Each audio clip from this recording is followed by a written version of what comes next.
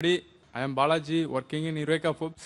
யூஸ்வலாக அந்த சாதாரண ஒரு எறும்போட உயிரோட வேல்யூ ஒன்று தான், நம்ம ஹியூமனோட உயிரும் ஒன்று, அதோட வேல்யூ ஒன்று தான். ஸோ நம்ம இந்த பீஃப் மட்டன்லாம் சாப்பிட்றோம், ஸோ அது தப்பு இல்லையா?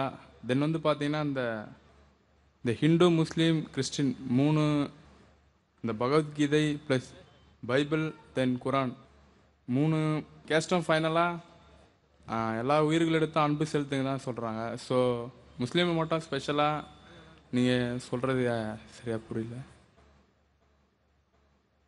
So the brother posted a question that the killing of an ant, and even if it is an ant, that it's harmful. But on the broader side, Muslims normally what they do is they try to slaughter cows and everything. So they, according to him, that Muslims eat more of beef, mutton, and so is that not wrong? Because in both in Gita and Bible and Quran, everywhere you should show mercy to all animals. So, but that's not being followed. Brother asked a question that even killing an ant is wrong and killing living creature is wrong. So why do Muslims have non-veg by having mutton, beef, killing animals? Isn't it wrong? Shouldn't we show mercy? I do agree with the brother, the first part of his question. And I understand that he can understand English, but he cannot speak. There are many people there we have who can understand English, but cannot speak English, and they ask in Urdu. So I believe the brother can understand English, but he can't ask the question in English because he's more fluent in Tamil. As far as killing any living creature unnecessary, it's a sin even in Islam. Even in Islam, it's a sin to kill any living creature unnecessary. And there are hadith in which the Prophet has said, when a person was there making a bonfire, the Prophet said, don't make a bonfire there because there are ants. Shift the position. That means the Prophet also was worried that that bonfire may kill the ants. So he asked the Sahabas to shift the position so that the ants don't get killed. Now coming to a basic question, that why do Muslims have non-veg, killing animals for non-veg, etc. First I have to tell you that a Muslim can be a very good Muslim even by being a pure vegetarian. Eating non-veg is not compulsory in Islam, but because our Creator Allah subhanahu wa ta'ala has given permission to have non-veg, why should we not have it? If we analyze, it's mentioned in the Quran, in Surah Ma'idah chapter 5 verse number 1, that eat of the four-footed animals, eat of the four-footed animals which have been made lawful for you. Quran says in Surah Nahl chapter 16 verse number 5, that Almighty God has made for you to eat the meat of the cattle. And several places, Surah Mu'minun chapter 23 verse 21, many places. Now scientifically if we analyze that there is no vegetarian food which has all the requirements for a human being. The human beings require amino acids. They require 21 amino acids, out of which most of them are produced in the body, but 8 have to be supplemented from the diet. These are called as 8 essential amino acids. There is no vegetable which I know of which contains all the 8 amino acids. So there's no vegetable which is a complete food. So you have to take this which is present in the non-veg. Furthermore, if you analyze non-veg food, it's nutritious, rich in vitamin K. And furthermore, if you analyze, if you see the teeth of the herbivorous animals, the cow, the goat, the sheep, they have flat set of teeth. They only eat vegetables, they only touch grass. They don't eat flesh food. If you analyze the set of teeth of the carnivorous animals, tiger, lion, leopard, cheetah, they have a pointed set of teeth. They have a canine set of teeth. These animals are known as carnivorous animals. They only eat flesh. They don't eat vegetables. If you analyze the set of teeth of the human beings, if you go in the mirror and see, we human beings, we have got flat teeth as well as pointed teeth. If Almighty God wanted us to have only vegetables, why did He give us this pointed teeth, canine set of teeth? Why? Because Almighty God wanted us to have both vegetables as well as non-veg, flesh food. If He wanted us to have only vegetables, why did He give us the pointed teeth? Furthermore, if you analyze the digestive system of the human beings. It can digest both veg as well as non-veg. The digestive system of the herbivorous animals, the cow, the goat, the sheep, it can only digest vegetables, it cannot digest flesh food. The digestive system of the carnivorous animals, lion, tiger, leopard, it can only digest flesh food, it cannot digest vegetables. But the digestive system of the human beings has a small intestine and a large intestine. It can digest both veg as well as flesh food, as well as non-veg food. If Almighty God wanted us to be a pure vegetarian, why did He give us a digestive system? We can digest both, but natural to have it. So if you analyze, Almighty God made the human being in such a way so that they could eat vegetables as well as flesh food, veg as well as non-veg.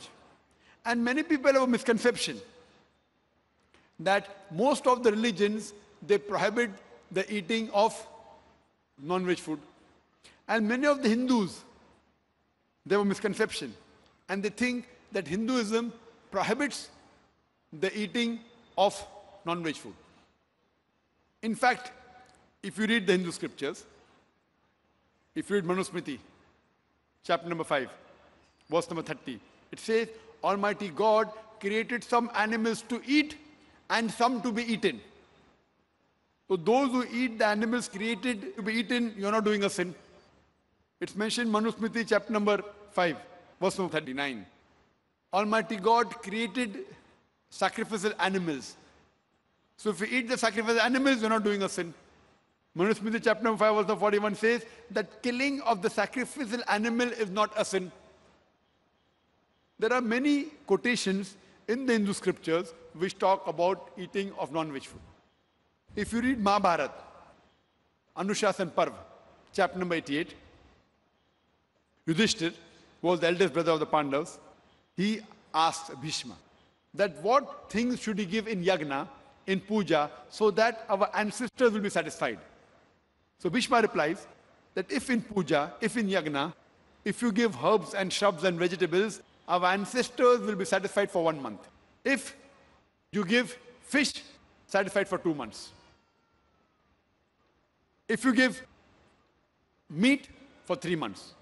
If you give hair, for 4 months. If you give goat, for 5 months. If you give bacon, for 6 months.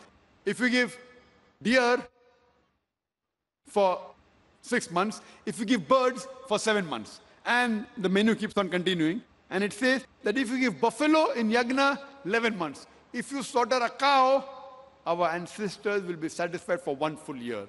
And if you give a rhinoceros, then our ancestors are satisfied inexhaustibly. There's a full menu given in Mahabharata. So if you read the Vedas and the Hindu scriptures, the sages and sants, they had non-veg, they even had beef. But the reason you find many Hindus, they say that eating non-veg is prohibited because they are being influenced by the non-violence philosophy. You know, even the Jains. And what these people who believe in non-violence say, that killing of living thing is prohibited. Therefore, killing an animal is a sin.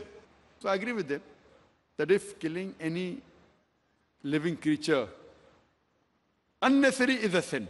But if you say killing living creature is sin per se, then I tell them that even the plants you have, they have got life. Previously, we did not know that plants have got life. Therefore, they used to think that killing plant is fine. Today, we know that even plants have got life. So the logic has changed. Yes, Zakir, we agree plants have got life, but plant can't feel pain.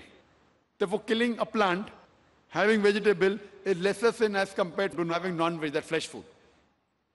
Today, science advance, we have come to know that even the plants can feel pain. But when the plants cry out, we human beings cannot hear the cry of the plant because we can hear only between 20 cycles per second to 20,000 cycles per second.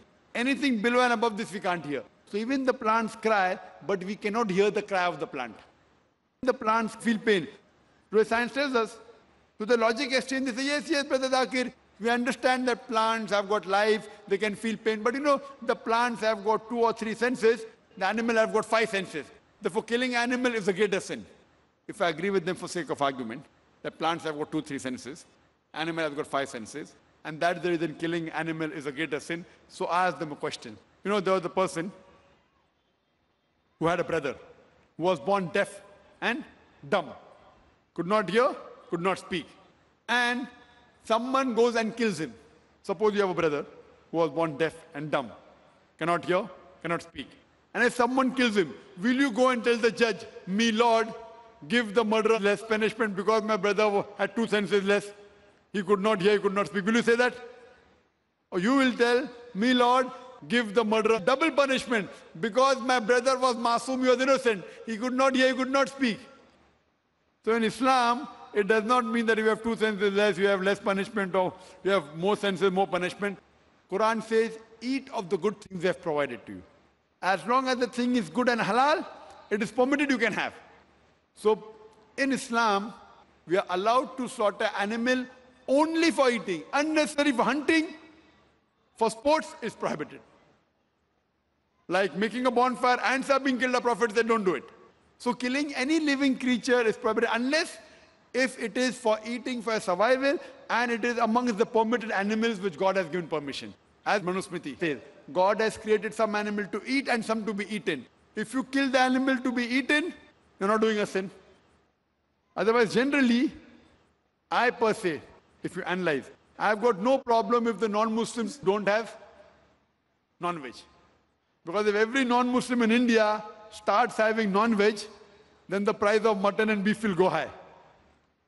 So I've got no problem if the non-Muslims don't have non-veg. But if anyone takes an objection that killing animal is a sin, that's the time I give this answer. Otherwise, in Islam, you can be a very good Muslim even by being a pure vegetarian. But since Allah has given permission, there's no harm if you have non-veg, as long as it is among the permitted animals. Hope that answers the question.